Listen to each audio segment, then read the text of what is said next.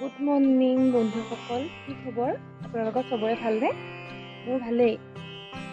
আজি মানে ৰাতিপুৱা মেখেলা চাদৰ পিন্ধি মেলি ওলাইছোঁ। আপোনাৰ আমাৰ ইয়াতে আই গোসানী দেৱাল বুলি আছে, সেই দেৱাললৈ যাওঁ। বিশেষ এটা উদ্দেশ্য লৈ তেখেতৰ ভগৱানৰ ওচৰত এগছ চাকি জ্বলাই পেলাই লগতে যাম আমি মাছৰহাট বৰনামঘৰলৈ। মাছৰহাট নামঘৰটো শুনিছোঁ মানুহৰ মানে বহুতখিনি আশা পূৰণ হৈছে, বহুত ভাল।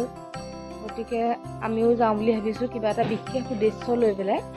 গতিকে তাতে চাকি এগছ দি থৈ আহোঁগৈ। কেনেকুৱা পৰিৱেশ মই আপোনালোকক ধুনীয়াকৈ দেখাম ৰাতিপুৱা দেখি। বিশেষকৈ এতিয়া ভাদ মাহ চলি আছে ন, এতিয়ানো কেনেকুৱা এটা পৰিৱেশ মই আপোনালোকক দেখাম। আপোনালোকে ভিডিঅ'টো গোটেইটো চাই থাকিব।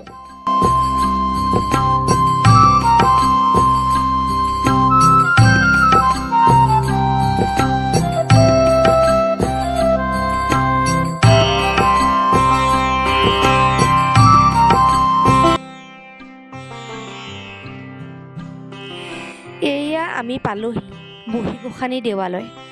এই মন্দিৰৰ প্ৰতিমা আহোম ৰজা ৰুদ্ৰসিংহই মেঘালয়ৰ জয়ন্তীয়া পাহাৰৰ পৰা অসমৰ আহোম ৰাজ্যলৈ আনিছিল। পিছলৈ আহোম ৰজা গৌৰীনাথ সিংহই ৰাজধানী ৰংপুৰৰ পৰা যোৰহাটলৈ স্থানান্তৰিত কৰি 1794 চনত যোৰহাটৰ বুঢ়ী গোসানী দেৱালয় নামেৰে স্থাপন কৰে।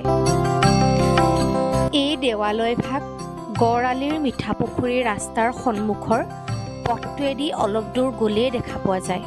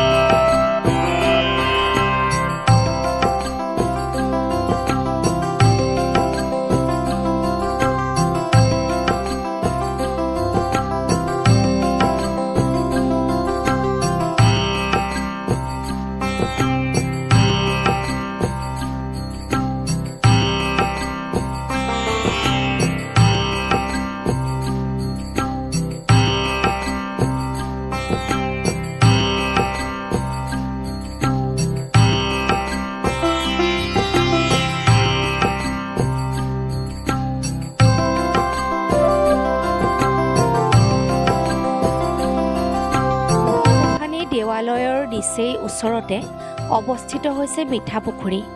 এই পুখুৰীটো আহোম স্বৰ্গদেউ কমলেশ্বৰ সিংহই 1801 চনত খন্দাইছিল। পুখুৰীটোৰ পানীৰে বুঢ়ী গোসানী দেৱালয়ৰ আৰু ৰজাঘৰীয়া মূৰ্তিসমূহ ধুৱাইছিল। আৰু আমি মিঠাপুখুৰীৰ সুন্দৰ পৰিৱেশটো অলপ সময় উপভোগ কৰি ৰাওনা হ'লোঁ মাছৰহাট বৰনামঘৰলৈ। এয়া মাছৰহাট বৰনামঘৰ। মাছৰহাট বৰনামঘৰ কেৱল মাথো যোৰহাটৰে নহয়, সমগ্ৰ অসমৰে এটি পবিত্ৰ ধৰ্মানুষ্ঠান। এই নামঘৰ আহোমৰ ৰাজধানী ৰংপুৰ প্ৰতিষ্ঠা হোৱা 1.25 বছৰ পিছতেই প্ৰতিষ্ঠিত হৈছিল বুলি জনা যায়। দ্বিতীয় জনশ্ৰুতি মতে মোৱামৰীয়া বিদ্ৰোহৰ পৰৱৰ্তী সময়ছোৱাক কেন্দ্ৰ কৰি 1786 চনত মাছৰহাট প্ৰতিষ্ঠা হওঁতে প্ৰয়াত উমাৰাম দাসদেৱৰ বৰ্তমানৰ বাৰীখনৰ 2 কঠা মাটিত 1 ফাগুনৰ দিনা অস্থায়ীকৈ মণিকূট ভাগ প্ৰতিষ্ঠা কৰে। 2 বছৰৰ পাছত বৰ্তমান স্থানলৈ নামঘৰ ভাগ স্থানান্তৰিত কৰি আনে। গুটিমালী নামৰ এজন লোকে বৰ্তমান স্থানৰ মাটিখিনি ৰাইজক দান কৰে নামঘৰ ভাগ প্ৰতিষ্ঠা কৰিবৰ বাবে। আৰু এয়াই হৈছে বৰ্তমানৰ মাছৰহাট বৰনামঘৰ।